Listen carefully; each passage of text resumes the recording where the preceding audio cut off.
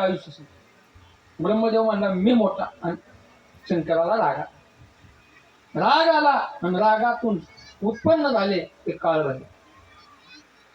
उत्पन्न झाल्यानंतर पहिल्या तडाख्याला पाचवं मस्तक उडवलं ब्रह्मदेवाचं.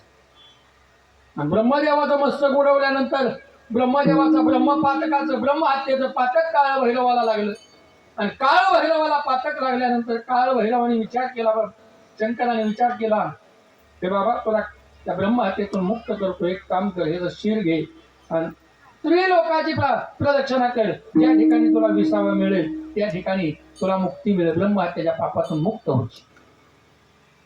त्रिलोक्याची तीर्थयात्रा चालू केली. फिरत फिरत फिरत फिरत फिरत काशी तीर्थक्षेत्रावरती आले. आणि काशी तीर्थक्षेत्रावरती आल्यानंतर त्यांना विसावा मिळाला. काशी विश्वनाथाच्या सानिध्यामध्ये काशी विश्वराज राजा काशी नगरीचा, आणि त्या ठिकाणी काशीचा राजा काशी विश्वनाथाची त्या नगराची कोतवालाची भूमिका भैरवनाथांनी घेतली. आजही काशीच्या बाहेर गेल्यानंतर काळभैरवाचं मंदिर स्थित आहे.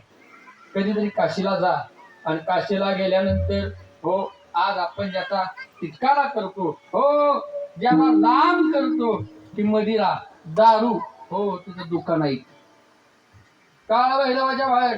गडी खुश झालं बरं काय, आयला बघत व्हावं लागतं.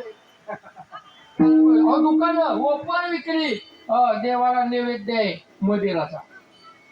डायरेक्ट असं दिशीत वाटायचं, देवाच्या तोंडाला लावायचं. आज घडीला चमत्कार घडतोय, दिशीतनं दारू देऊ.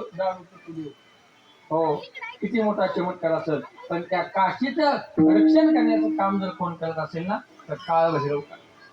अशा अनेक प्रसंगाने काळभैरवाचं चरित्र सांगता येईल. आपण ज्यांच्या